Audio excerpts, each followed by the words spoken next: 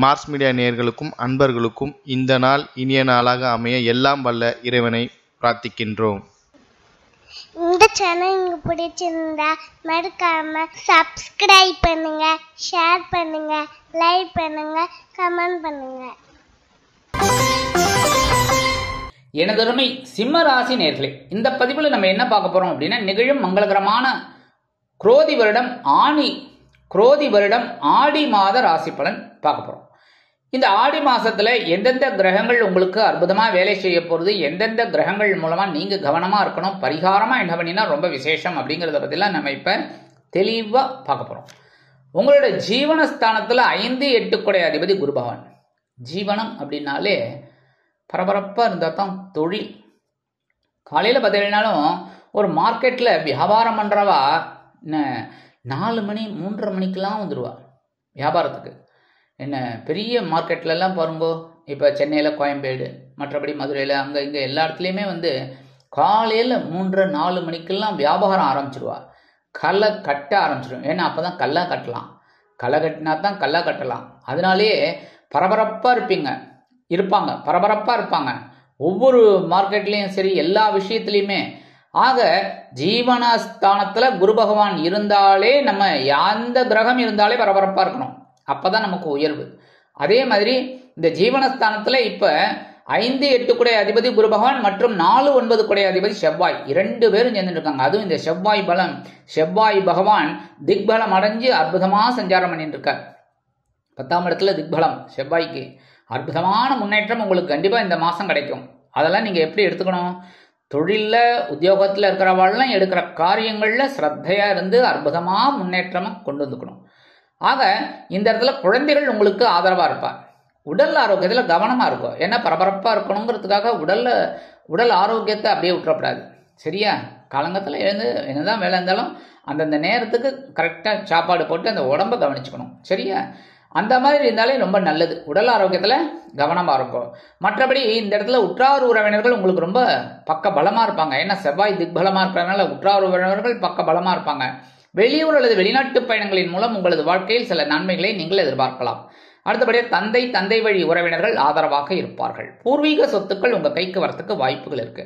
4, 9 குடை அதிபதி செவ்வாய் திக்பலம் அடைந்து ஜீவனஸ்தானத்தில் இருக்கிறதுனால சீருடை பணியாளர்களாகிய காவல், ராணுவம், தீயணைப்புத்துறை, மருத்துவத்துறையில் வேலை பார்க்கும் அன்பர்களுக்கு எதிர்பார்க்கும் இடமாற்றம், பதவி மாற்றம், பதவி உயர்வு, சம்பள உயர்வு மிக அருமையாக வந்து சேரும். இந்த இடத்துல ஜீவனஸ்தானத்துல குரு பகவான் இருக்கிறதுனால குருமங்கள யோகம் உண்டாருது. குருமங்கள யோகம் இருந்தாலே ரொம்ப விசேஷமான பலன்கள் உங்களுக்கு கண்டிப்பா கிடைக்கும். எப்ப நீங்க எவ்வளவுக்கு எவ்வளவு உழைக்கிறீங்களோ. சரியா? இந்த குரு பகவான் ஜீவனஸ்தானத்துல இருக்கனால நீங்க பரபரப்பா இருந்துதான் ஆகணும்னு சொல்றேன். அதே மாதிரி சில பேருக்கு இடமாற்றம் இனிமையாக கிடைக்கும். அதாவது வேற வேலைக்கு ட்ரை பண்றீங்க அப்படின்னா நல்ல வேலை உங்களுக்கு கிடைக்கிறதுக்கு வாய்ப்புகள் இருக்கு. அதுக்காக இருக்கிற வேலையை விட்டுட்டு பறக்கிற வேலைக்கு போயிடக்கூடாது. சரியா? நீங்க தான் யோசிச்சுக்கணும். மற்றபடி இந்த குரு பகவானோட பார்வைன்னு பார்த்தீங்கன்னா 5ஆம் பார்வை உங்களோட தனவாக்கு குடும்பஸ்தானமாக 2ஆம் இடத்துல விழுறதுனால தனவரவு ஓரளவுக்கு உங்களுக்கு வந்துட்டு இருக்கும். அடுத்தபடியாக 7ஆம் பார்வை உங்க சுகஸ்தானத்தில் விழுறதுனால சுகம் அனுபவிக்கக்கூடிய ஒரு வாய்ப்புகள் உங்களுக்கு கண்டிப்பாக கிடைக்கும். சில பேருக்கு வீடு, மனை, வாகனம் இதெல்லாம் வாங்கக்கூடிய ஒரு வாய்ப்புகளும் இருக்கும். அதாவது எவ்வளவு பிரச்சனைகள், கஷ்டங்கள் இருந்தாலும், கடுமையாக உழைத்தாலும் அதை சுகம் கிடைச்சாதான் சந்தோஷம். அந்த வகையில் குரு பகவான் உங்களுக்கு அனுகூலமா இருக்கார் பார்வையா. அடுத்தபடியா 9ஆம் பார்வை உங்களோட பகைருண ரோகஸ்தானத்துல விழுறதுனால எதையும் நல்லா கவனிங்க, எதையும் சமாளிக்கக்கூடிய ஒரு ஆற்றல் இந்த சிம்மராசிக்காரர்களுக்கு கண்டிப்பாக கிடைக்கும். அடுத்தபடியா விரய ராசியில 2, 11 குடை அதிபதி புதன் 3 கிரகம் அங்க இருக்கு. எங்க? அயனசயன போகஸ்தானம் விரயஸ்தானத்துல. 3, 10 குடை அதிபதி சுக்கிரன், ராசிநாதன், சூரிய பகவான் 3 பேரும் இருக்கிறதுனால செலவை எல்லாரும் சேர்ந்துட்டு ஏகப்பட்ட செலவுகளை உங்களுக்கு கொடுத்துட்டு இருப்பாங்க. கண்ணாவினால் செலவுகள், ஏகப்பட்ட செலவுகள், ஒன்று மாற்றி ஒன்று செலவு. உடல் ஆரோக்கியத்திற்காக செலவு, மருத்துவ செலவு, குழந்தைகளோட கல்வி செலவு, குழந்தைகள் வெளிநாடு போய் படிக்கணும்னா அந்த செலவு, ஏகப்பட்ட செலவுகள். சில பேருக்கு பார்த்தீங்கன்னா சுபகாரிய செலவுகள், சில பேருக்கு உற்றார் உறவினர்களின் திருமண செலவுகள், அதுக்காக போயிட்டு வர்றது, இதுவே. ஆக ஏகப்பட்ட செலவுகள். தனவரவு இருந்தாலும், லாபங்கள் இருந்தாலும், செலவுகளும் ஒன்றின் பின் ஒன்றாக உங்களுக்கு வந்து சேரும். சில பேருக்கு விலை உயர்ந்த பொருட்களை வாங்கக்கூடிய ஒரு வாய்ப்புகளும் கிடைக்கும். 1/8/2024 முதல் இந்த சுக்கிர பகவான் 3 10 அதிபதி சுக்கிர பகவான் உங்க ஜென்மராசிக்கு வருது ஓரளவுக்கு உங்களுக்கு சில நன்மைகளை அள்ளித்தரும். பொழுதுபோக்கு அம்சங்களில் நாட்டம் அதிகரிக்கும். மனதில் ஒருவித சந்தோஷம் குடிகொள்ளும். உறவினர்களின் அதாவது உடன் பிறந்தவர்களின் மூலம் சில நன்மைகளை நீங்கள் எதிர்பார்க்கலாம். தொழில் வியாபாரம் சிறப்பாக இருக்கும். அடுத்தபடியா தனவாக்கு குடும்பஸ்தானத்துல கேது 2ஆம் இடத்துல இருந்தாலே ராகு 8ஆம் இடத்துல இருப்பார். கரெக்டா? 2 பேரும் உங்களை குழப்பத்தை கொடுத்துருக்காங்க. எதுல? பண விஷயத்துல, குடும்ப விஷயத்துல, உடல் ஆரோக்கியம் விஷயத்துல, அதே மாதிரி கடன்கள் விஷயத்துல. சரியா? இவ்வளவு பிரச்சனைகளை கொடுத்துட்டு இருக்காங்க. ஆனாலும் நீங்க எப்படி சமாளிக்கிறீங்க? அதான் உங்களோட டேலண்ட். ஏன்னா உங்க ராசிநாதன் சூரிய பகவான் அப்படிங்கிறதுனால எல்லாத்தையும் சமாளிக்கலாம் அப்படிங்கிற ஒரு எண்ணம் உங்களுக்கு கண்டிப்பா கிடைக்கும். அதனாலே சமாளிப்பீங்க.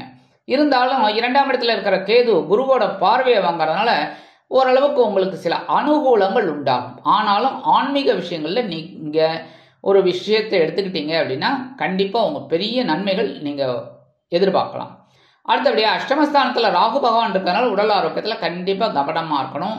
அதே மாதிரி பேசுற வார்த்தையில கவனமா இருக்கணும். குடும்பத்துல சில குழப்பங்கள்லாம் வரலாம்.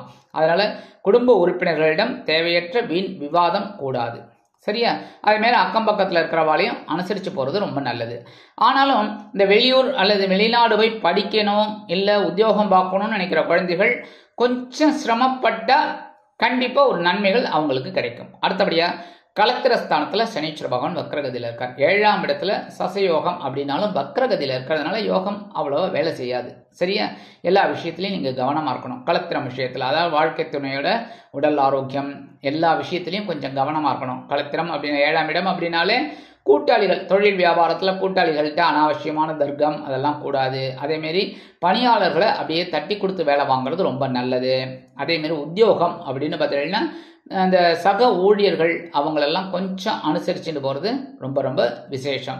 எல்லா விஷயத்திலையுமே நீங்கள் கொஞ்சம் கவனமாக இருக்கணும். 3ஆம் பார்வையாக இந்த சனீஸ்வர பகவான் உங்கள் பாக்கியஸ்தானத்தை பார்க்கறதுனால அனுபவிக்கக்கூடிய வாய்ப்புகளில் தடை தாமதங்கள் ஏற்படலாம். அதாவது இப்போ ஒன்றும் இல்லை, ஃபார் எக்ஸாம்பிள் ஒரு ஹோட்டலுக்கு போகிறீங்க. சரி, இன்றைக்கி என்னமோ உங்களுக்கு மசால் தோசை சாப்பிட்ணும் போல் இருக்குது. என்ன, சரி மசால் தோசை சாப்பிட்லாம்ப்பா, ரொம்ப சூப்பராக இருக்கும் அப்படின்னு உட்காடுறீங்க. அவங்க நேராக சர்வர் என்ன சொல்லுவார், சார் மசால் தோசை இல்லை சார், செட் தோசை போடட்டுமா இல்லை ரவா தோசை போடட்டுமா அப்படிம்பார். இந்த இடத்துல பார்த்தீங்கன்னா அந்த ஒரு தோசையை சாப்பிட்டு அனுபவிக்கக்கூடிய ஒரு வாய்ப்பு கூட இல்லை பாருங்க. அந்த மாதிரி சில தடை தாமதங்கள் இருக்கும். ஆனால் அதை பற்றியெல்லாம் கவலைப்படாமல் சரி கிடைக்கிறது பெருமாள் கொடுக்கறது அப்படின்னு நினச்சி சாப்பிட்டு போங்க. அந்த மாதிரி கிடைக்கிறத பாக்கியமாக எடுத்துக்கோங்க. அடுத்தபடியே 7ஆம் பார்வையாக உங்களுடைய ஜென்மராசியில் பார்க்கறதுனால கொஞ்சம் அப்படியே கடுகடுன்னு தான் இருக்கீங்க. சில நேரங்களில் ரொம்ப டென்ஷனில் இருக்கீங்க. என்ன பண்ணுறது, கொஞ்சம் அனுசரித்து போங்க எல்லாரையும். அதேமாரி உங்கள் உடம்பையும் கவனிச்சுக்கோங்க. சரியா? 10ஆம் பார்வையாக உங்கள் சுகஸ்தானத்தில் பார்க்கறதுனால சில வெளியூர் அல்லது வெளிநாட்டு பயணங்களின் மூலமாக சில நன்மைகள் இருக்கும் என்றாலும் சில நேரங்களில் தடை தாமதங்கள் ஆகலாம்.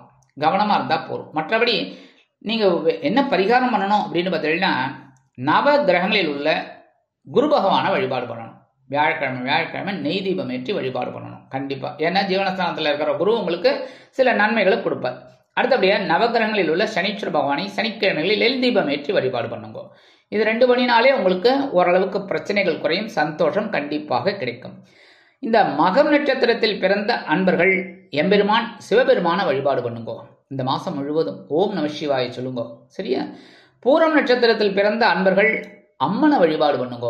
அதுவும் தெற்கு நோக்கிய அம்மன் எந்த கோயிலில் இருக்கோ ரொம்ப விசேஷம், போய் வழிபாடு பண்ணுங்க. இல்லையா அம்பாள் வழிபாடு ரொம்ப விசேஷமான பலன்கள் உங்களுக்கு கண்டிப்பாக கிடைக்கிறதுக்கு வாய்ப்புகள் வரும். அடுத்தபடியா உத்திரம் நட்சத்திரத்தில் பிறந்த அன்பர்கள் சூரிய பகவானை வழிபாடு பண்ணுங்க. சூரிய பகவானை வழிபாடு பண்ண உடல் ஆரோக்கியம் சிறப்படையும். உடல் ஆரோக்கியம் சிறப்பாக இருந்தால் மன ஆரோக்கியம் சிறப்பாக இருக்கும். மன ஆரோக்கியம் சிறப்பாக இருந்தால் எல்லா வேலைகளையும் அருமையாக செய்யலாம். எல்லா வேலைகளையும் அருமையாக செய்வதால் எல்லா பிரச்சனைகளையும் தீர்வதற்கு ஒரு வாய்ப்புகள் உங்களுக்கு கண்டிப்பாக கிடைக்கும். சரியா? ஆக இந்த சிம்மராசியைச் சேர்ந்த மகம் நட்சத்திர அன்பர்கள் வணங்க வேண்டிய தெய்வம் எம்பெருமான் சிவபெருமான். சிம்மராசியைச் சேர்ந்த பூரம் நட்சத்திரத்தில் பிறந்த அன்பர்கள் வணங்க வேண்டிய தெய்வம் அம்மன்.